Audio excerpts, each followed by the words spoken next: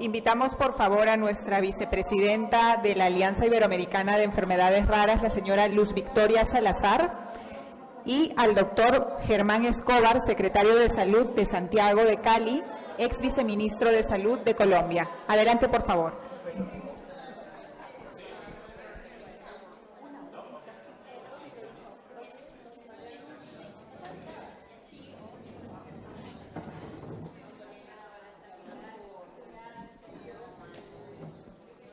Germán.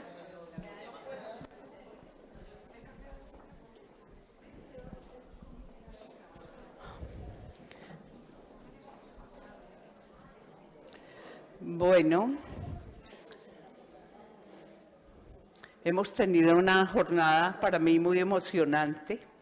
Yo estoy muy contenta de oír lo que estoy oyendo, porque pasamos de un poco quejarnos y decir la situación es esta, qué terrible, y pasamos a propuestas, pero no solo propuestas, a compromisos.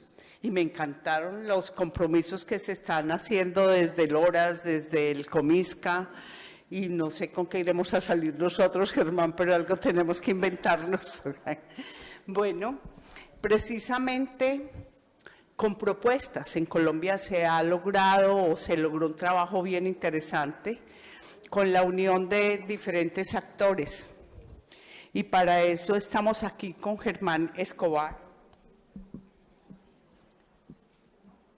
Germán Escobar se ha desempeñado en distintas posiciones en el Gobierno Nacional de Colombia, estrechamente relacionadas con las enfermedades raras. Fue jefe de la Oficina de Calidad para el Sistema de Salud, desde donde lideró la Mesa Nacional de Enfermedades Raras, y durante la reciente pandemia por COVID-19 actuó como viceministro de Salud Pública, destacándose su liderazgo en la formulación del primer borrador del Plan Nacional de Enfermedades Raras. Actualmente es secretario de Salud de la ciudad de Cali, en Colombia, y en el sector privado además ha estado en organizaciones relacionadas con proyectos de desarrollo y salud, y es autor del libro Para que las enfermedades huérfanas o raras dejen de estar huérfanas. Podemos quizás compartir el link o invitarlos a conseguirlo, porque es un libro bien interesante. El tema que nos va a ocupar ahora son los planes de gestión o los planes nacionales para enfermedades raras. Y ese fue un trabajo que después de venir muchos años transitando en una mesa de enfermedades raras o huérfanas en el Ministerio de Salud, que a propósito el doctor Germán consiguió que esa mesa se oficializara dentro del ministerio, tuviera miembros a través de una resolución y que no fuera una mesa de hoy para no existir ya mañana. Ese fue como uno de los logros grandes de verdad. Pero también se trabajó en ese borrador del plan de gestión o plan de enfermedades raras. Pero un tema muy interesante que yo quiero traer aquí es cómo fue el papel de la sociedad civil en la construcción de ese plan de enfermedades raras.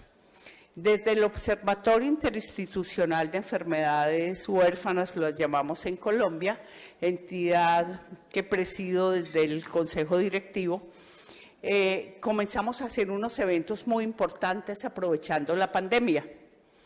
Reunimos a todos los actores, hablamos de retos, de logros, de oportunidades, hablamos de acceso a terapias avanzadas. De todos esos trabajos y teniendo la opinión de los diferentes actores, culminamos con unas mesas de trabajo donde nos sentamos a pensar qué falta para las enfermedades raras en nuestro país. Y es así como hablamos temas como de diagnóstico temprano, queríamos partir de ahí, un diagnóstico temprano que involucrara tamizaje neonatal. En Colombia hay una ley del 2018, pero que está un poco muy, quedada en su implementación. Entonces comenzamos a proponer que había que trabajar en diagnóstico temprano. Como segundo tema, propusimos que había que trabajar en atención integral. Una atención integral que además involucrara centros de referencia. Teníamos en Colombia una aproximación mediante una resolución a unos centros de referencia que hemos tenido dificultades para que arranquen, pero nos parecía desde la sociedad civil muy importante abordar ese tema. También nos parecía importante el tema de educación en enfermedades raras, involucrando a los profesionales de la salud, que tuviéramos la oportunidad de llegar con más información para todos ellos. Hablamos además del tema de financiación, que se tienen que buscar mecanismos especiales para financiar. Hoy lo mencionaron aquí, esas compras centralizadas, por ejemplo. Ya tenemos ejemplos desde diferentes organismos. Entonces, pensar en que también era importante que se trabajara en formas innovadoras de financiación. Y el tema social no lo podíamos dejar aparte, involucrando no solo el paciente, sus necesidades sociales, sino los cuidadores. Con eso nos fuimos al ministerio, a la mesa donde estaba el doctor Germán, al mismo tiempo ya trabajando en el tema de ese plan para enfermedades raras, y yo creo que logramos hacer esa sinergia para hacerlo posible. Propuestas que pudimos llevar, porque de verdad hay que hablar de propuestas, objetivos que se pudieron plasmar y con unos indicadores que estamos por cumplir. Pero bueno, los dejo que el doctor Germán nos cuente de ese plan en Colombia, cómo fue posible, y qué bueno transmitir ese conocimiento a todas las regiones de Latinoamérica. Muchas gracias, Luz Victoria, muchas gracias a Aliber por permitir este espacio, por invitarme y ser invitado a este espacio tan importante para tantos y tantas pacientes en la región. Pues lo primero que quisiera decir es que el éxito de cualquier plan, sea nacional o territorial en enfermedades raras, tiene que ver con la institucionalización de lo que yo llamo el diálogo en salud. Es decir, cómo damos un marco de diálogo para que podamos ponernos de acuerdo en algunas cosas y poner sobre la mesa algunas conversaciones incómodas, algunas conversaciones difíciles, que de todas maneras hay que tenerlas. Pero si no tenemos ni siquiera este marco de diálogo, pues va a ser todavía más difícil construir, sea política pública, sea estrategia o sea iniciativa nacional. Les pediría gracias, la presentación de apoyo para que puedan seguir más de cerca lo que voy diciendo. Así que lo más importante, creo yo, lo que ha permitido en el caso colombiano que podamos avanzar durante mucho tiempo, en algunos temas tal vez no como quisiéramos, pero avanzar definitivamente, ha sido tener ese marco institucional, que finalmente termina en una reglamentación de la Mesa Nacional, pero que es un marco institucional que nos ha permitido obtener algunos logros. Tal vez uno de los más importantes sea la formulación del plan que tú, Luz Victoria, mencionabas, pero que también nos ha permitido tener el mismo marco de diálogo regional a nivel subnacional. Es decir, hay regiones en Colombia que ya empiezan a trabajar en el marco de sus propias realidades, algunas de ellas contienen zonas rurales, zonas deprimidas, etcétera, empiezan a trabajar en conjunto con la sociedad civil y los gobiernos locales, copiando, si se quiere, o haciendo espejo de ese gran marco regional, nacional. Y eso es muy importante, creo yo. Siguiente, por favor. Les propongo entonces que revisemos en esta presentación algunos elementos clave de los planes nacionales que yo creo que son comunes y yo creo, me pone muy contento, Luz Victoria, comparto contigo, que la conversación a lo largo de esta mañana ha sido una conversación en donde todos estamos empezando a ver una hoja de ruta común, unos temas comunes. Así que mi presentación puede resultar siendo una relatoría de algunos de esos puntos y traigo algunos pocos adicionales rescatando la experiencia colombiana en las lecciones aprendidas y en lo que nos falta también en los retos comunes que compartimos. Siguiente, por favor. En ese sentido, pues solamente quiero dejar claro que esta es una presentación de índole más académico, que no representa ninguna organización, sea privada o gubernamental específicamente, y pues son elementos, como les digo, que se han trabajado desde el punto de vista más conceptual. Adelante. Me parece muy importante mencionar que hay un contexto para las enfermedades raras que es ineludible. Y ese contexto, lo hemos mencionado hoy a lo largo de la mañana, es que por prevalencia probablemente sean enfermedades poco frecuentes, pero sin duda alguna, y lo vamos a ver más adelante, lo han mencionado también, ya tenemos un marco de acción que nos hace el llamado a abordarlas. Es decir, ya no está dentro de la discusión pública que no las abordemos. Ya no está dentro de la discusión pública que tengamos que desplazar otras enfermedades. Lo que tenemos que hacer es encontrar las maneras para abordarlas y encontrar los mecanismos para abordarlas. Eso es, digamos, es un acuerdo fundamental al que el mundo ya ha llegado, y esta discusión no era la misma hace 10 años ni hace 20 años. Adelante. En ese sentido, pues tenemos retos. Ya no, como insisto, ya no está la discusión de no la vamos a abordar o no las vamos a abordar, pero claramente tampoco podemos desconocer al mismo tiempo, como contexto, que hay unos retos. En pantalla ven la gráfica del gasto causado en Canadá por enfermedades raras y el gasto proyectado por las mismas. No hay que ser un epidemiólogo o un economista para entender que el gasto va en crecimiento exponencial. Y en general el gasto en salud en el mundo va en crecimiento exponencial. ¿Qué vamos a hacer sobre eso? Como lo decía Luz Victoria, pues algo tenemos que hacer. Y ahí está una de las preguntas iniciales. Ese contexto no se puede desconocer. Siguiente.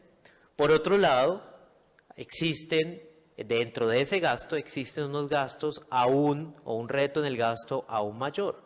En países como Francia o algunos otros países europeos, el gasto en salud asociado a enfermedades raras o el gasto en salud asociado a enfermedades de alto costo puede representar más del 3% del gasto total en salud. Es importante.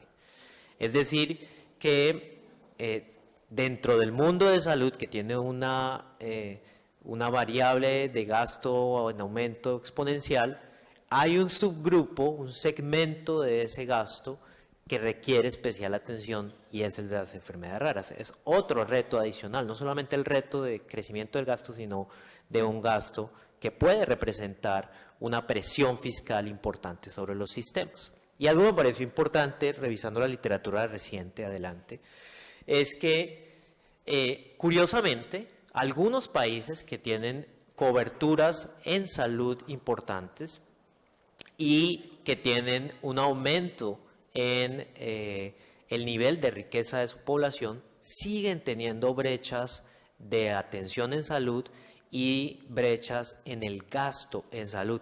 Miren, este estudio arroja algo realmente sorprendente, a mí me sorprendió, y es que el 20% de la población más rica en este estudio en Asia tenía un mayor gasto en salud por enfermedades raras que el 20% más pobre. Quiere decir que esto nos afecta a todos. Quiere decir que esto es un problema social significativo para todos. Y no solamente para una población vulnerable o que solamente se resuelve con el aseguramiento en salud. Otro reto adicional. No tengo una lámina, pero sabemos que existe un reto en el diagnóstico solamente por la dificultad diagnóstica.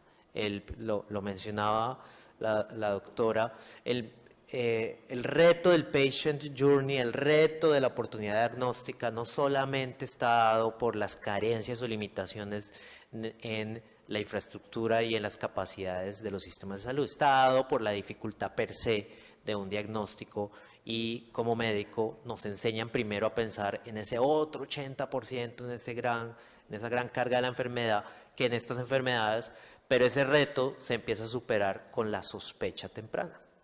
Adelante. Con este contexto, entonces, hay unos planes nacionales interesantes, hay unas estrategias nacionales interesantes que nos ayudan a ver por dónde es el camino, y creo que muchos de nosotros ya vamos viendo por dónde es el camino, y lo han mencionado a lo largo de esta mañana.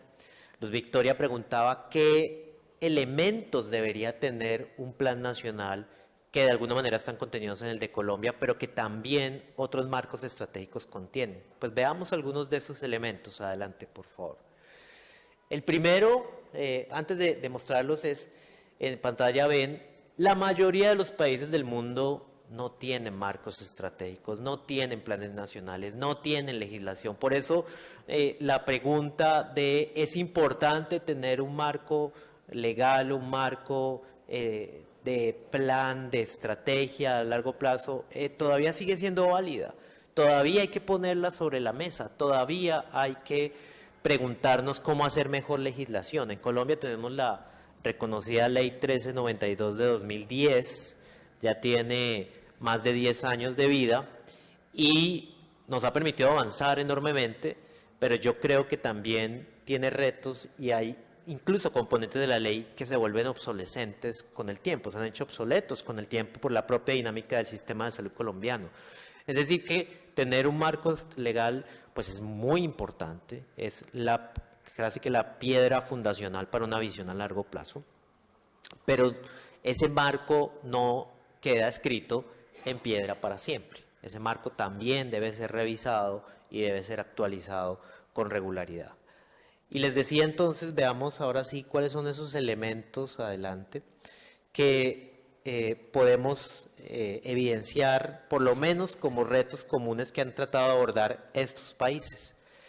Dos de ellos hermanos, no solamente por nuestra historia, sino hermanos en la construcción de los planes nacionales de enfermedades raras y de la ley. Lo mencionó Luz Victoria, Perú y Colombia.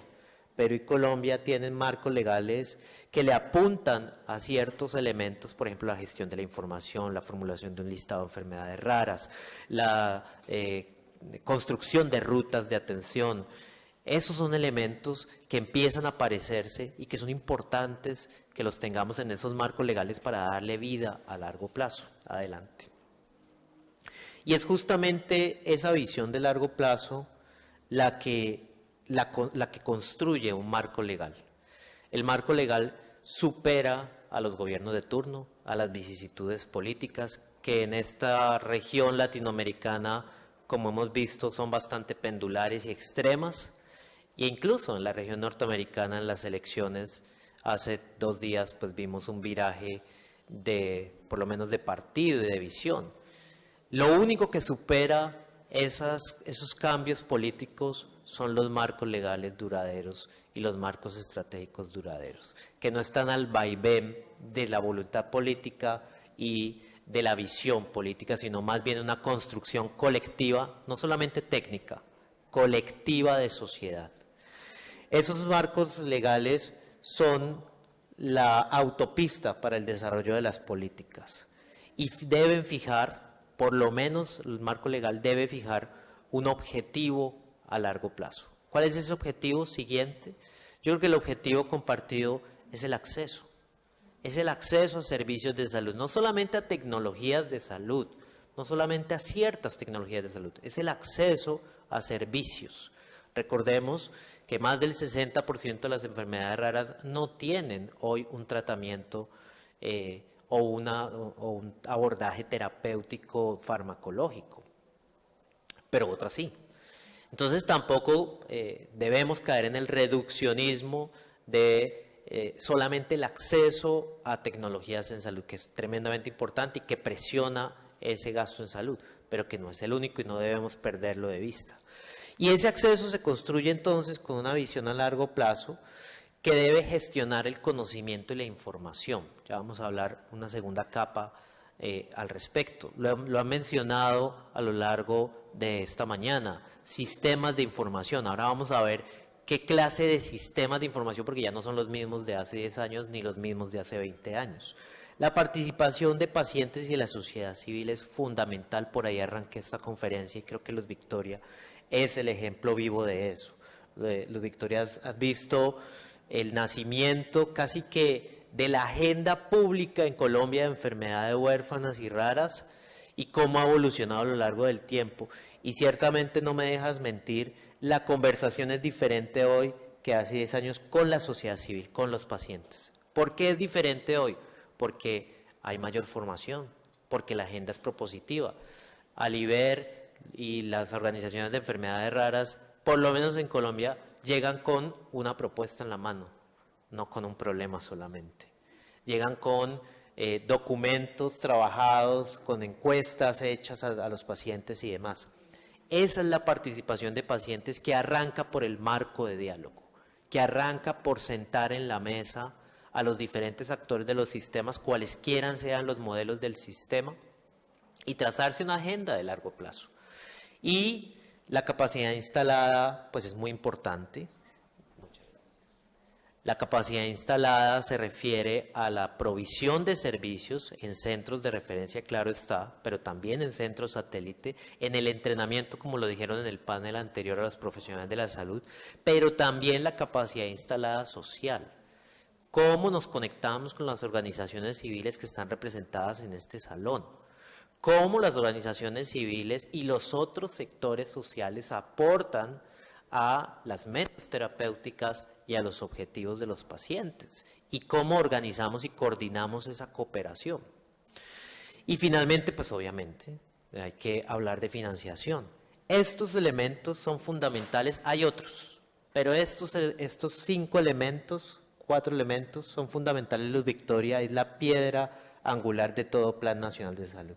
Repasemos entonces, gestión y generación de conocimiento, que va desde la investigación, como lo ha mencionado, hasta los sistemas de información, la participación de la sociedad civil, la construcción de capacidades institucionales de los sistemas sanitarios y los sistemas sociales de apoyo, y la financiación y sostenibilidad.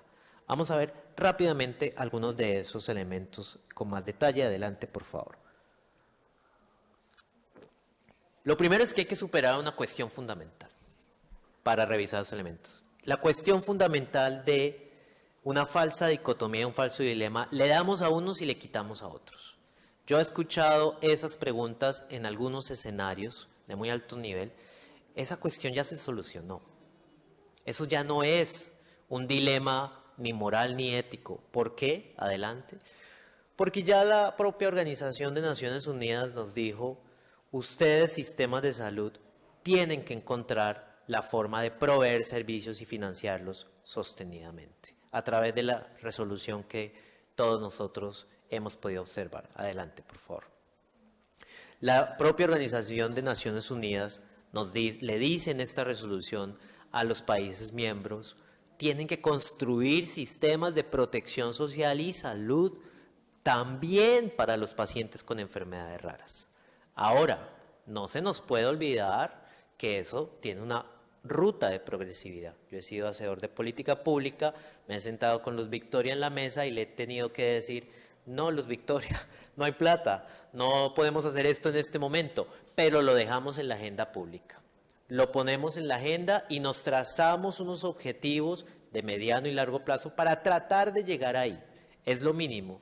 Entonces, esa primera cuestión, esa primera solución social de entender que los pacientes con enfermedades raras no son un grupo que se debe o priorizar o despriorizar en función de otro, es clave.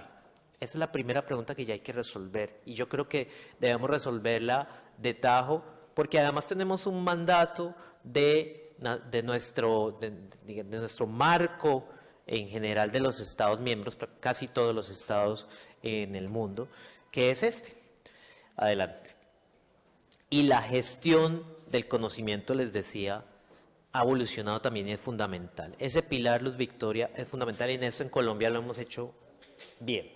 Hemos construido un sistema de información a lo largo del tiempo que empezó por un censo, una foto en el tiempo en 2013 con 13.000 pacientes y que hoy es un registro vivo con más de 90.000, yo creo que muy pronto 100.000, 98.000 pacientes, ya tenemos casi 100.000 pacientes registrados.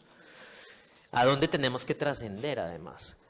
Yo creo que Colombia y los demás países deben trascender los sistemas de reporte que generan cargas administrativas a los agentes de los sistemas de salud, a sistemas interoperables, a datos interoperables, donde podamos hacer economía del esfuerzo y economía de la información. Y más aún, ya no es retórica, lo estamos tratando de hacer en Cali, donde soy secretario ahora. Hay que aplicar la inteligencia artificial a la gestión del conocimiento. Pongámoslo materialmente en un paciente con enfermedades raras. Tenía una conversación muy amena de rompehielos esta mañana con una paciente de porfiria. La paciente me narraba cómo algunas compañeras, algunas pacientes que había conocido, tenían dificultades cuando se enfrentaban a un médico tratante que no estaba entrenado en porfiria. Eso pasa en la vida diaria.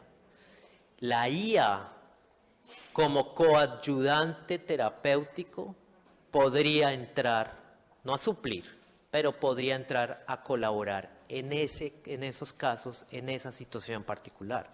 Es más, la IA podría entrar y debería entrar a coadyudar en los procesos administrativos de todos nuestros sistemas de salud, cuales quieran que sean. Todos los sistemas requieren de procesos de auditoría, de procesos de autorización, de procesos de gestión. Ahí es muy importante la IA. Una paciente o un paciente con una enfermedad rara, de una zona deprimida, con un aseguramiento específico, en zona rural, etcétera, etcétera, es un paciente más vulnerable que deberíamos captar con sistemas de información. Va a ser más difícil si lo hacemos solamente los humanos. Ahí entra la IA. E insisto, esto no es retórico, ya no es discursivo, es real. Ahora, algunos están un poquito más atrás, otros un poco más adelante. Claro, necesitamos montar sistemas de información al respecto. Algunos de nuestros países no los tienen. Colombia lo inició en 2013 y nos falta todavía evolucionar. Pero esto es clave. Y esta gestión del conocimiento, insisto, no es solamente la información clínica. Debe tener una visión de sistemas de información más dinámica, romper los paradigmas de que la información es clínica y que solamente se concentra en las provisiones de servicios de salud. Adelante. Hay unas premisas para ese marco institucional de diálogo, Luz Victoria. No es solamente sentarse en una mesa a dialogar, y eso es importante, pero no es solamente eso. Lo primero, yo lo he dicho, hicimos un taller muy bonito justamente aquí en Perú, parecido hace un año, es que cuando nos sentamos en un marco institucional de diálogo, cuando nos sentamos en cualquier mesa a dialogar, hay que hacer renuncias. Si no nos sentamos con esa premisa de yo tengo que hacer alguna renuncia, mi organización tiene que hacer alguna renuncia, mi gobierno tiene que hacer alguna renuncia, no vamos a lograr llegar a un marco de consenso. Yo creo que eso ha sido parte de la experiencia colombiana, hemos hecho renuncias todos, pero también hemos logrado alcanzar algunas cosas gracias a esas renuncias. Eso nos permite darle continuidad, hay que construir confianza. La confianza se construye conociéndose, hablando todos los días, sabiendo cuando X o Y persona está de mal genio, amanece de mal humor o tiene malos días. Uno aprende a conocer a las personas. Yo ya conozco a Luz Victoria, le digo que siempre me regaña todos los días, pero ya no ha vuelto a regañarme. Y hemos aprendido a llevar la relación profesional. Y por supuesto, hay que también trazarse pequeños objetivos de muy corto plazo, pequeños, para construir confianza y para lograr esos consensos. Un primer objetivo que nos trazamos en Colombia en la mesa de huérfanas, solamente para generar confianza, era entrenar a los pacientes hace 10 años entrenar a los médicos hace 10 años en sospecha, solo en sospecha. E hicimos una cadena de foros con un aliado, la Universidad Nacional de Colombia. Y eso nos unió, solamente eso. Y ahí empezamos a conocernos. Adelante, ya voy terminando. Y si quieren avancemos hasta la diapositiva de financiación y nos detenemos en financiación rápidamente. Hablemos de financiación. Es muy importante lo que hemos dialogado sobre cómo financiar ese gasto en salud que mostré que era exponencial. Las compras centralizadas y las negociaciones centralizadas son muy importantes. Son muy importantes para generar eficiencias en el gasto. Pero también tenemos que trascender ya esa visión solamente de una compra. Y ahí aplica la misma premisa de renuncias. Hay que renunciar. Yo creo que todos los actores involucrados deberíamos pensar en ciertas renuncias para lograr sostenibilidad en el gasto. Renuncias que se van subsanando en el marco de acuerdos de riesgo compartido. Las compras centralizadas se pueden acompañar de riesgos compartidos. Argentina, lo menciono siempre en estos escenarios, ha hecho una primera compra centralizada con riesgos compartidos en un acuerdo de acceso administrado. A la medida que se van obteniendo ciertos logros terapéuticos, no tiene que ser curación, no tiene que ser grandes hitos terapéuticos, se puede ir pagando, por ejemplo. Y esto puede ir acompañado de préstamos o de apalancamiento financiero multilateral, también por resultados. El mensaje aquí es, no solamente nos quedemos con la idea de una gran compra por volumen, sino una compra que agregue valor. Y ese valor se le atribuye a esa compra mediante modelos de atención que vayan obteniendo esos resultados y con base en esos resultados se va apalancando el financiamiento de la compra. Yo creo que con esto pues hay muchos otros elementos, Luz Victoria. Yo que me detuve en uno de ellos. Con esto podemos ir terminando esta conversación. En Colombia, si me ayudan, vamos a la última diapositiva. En Colombia hemos logrado algunas de estas cosas, otras no, lo decías tú, logramos la anterior. Logramos construir un marco de diálogo con los pacientes, logramos un sistema de información muy poderoso, pero que aún le falta. Hay un elemento que se me estaba escapando. ¿Por qué logramos el sistema de información? Porque colocamos incentivos al reporte. Hay otros países de la región, hermanos, que tienen sistemas de información, pero que tienen reportes muy bajos, porque no tienen incentivos. Un sistema de información solito no sirve. Necesitamos colocarle incentivos. ¿Cuál fue el incentivo en Colombia? Pagar sobre la base de que el paciente estuviera registrado. Es un incentivo muy fuerte que ha tenido en algunos casos dificultades y barreras de atención, pero es un incentivo que también ha venido alimentando el registro. Pues muchas gracias por su atención, Luz Victoria.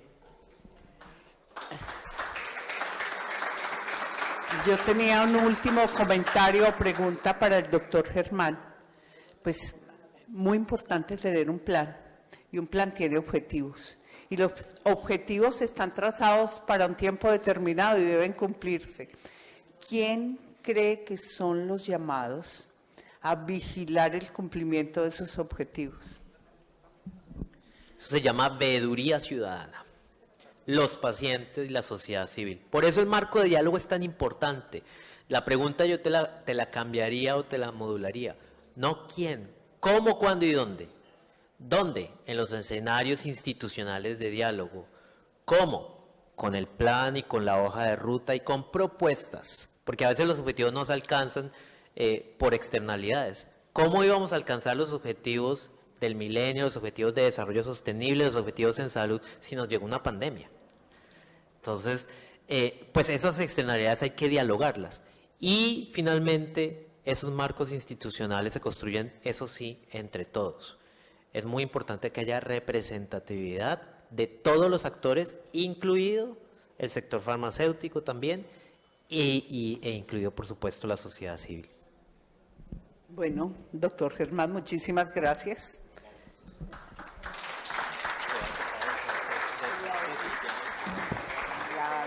Organización visual. Muchísimas gracias, doctor Germán. Muchísimas gracias a Luz Victoria, nuestra vicepresidenta de Aliber. Ahora quisiera agradecer a nuestros colaboradores, que son Comisca, SICA, el Organismo Andino de Salud, el Congreso de la República del Perú, Latin American Patient Academy, LAPA, AECIT, la Secretaría General Iberoamericana, la Organización de Pacientes Esperantra, la Federación FEPER de Perú, y también quiero agradecer a nuestros patrocinadores que son Takeda, AstraZeneca, Amgen, Sanofi, Chiesi, Ultragenyx y RDI. Muchísimas gracias por haber confiado en nosotros y por habernos dado los recursos para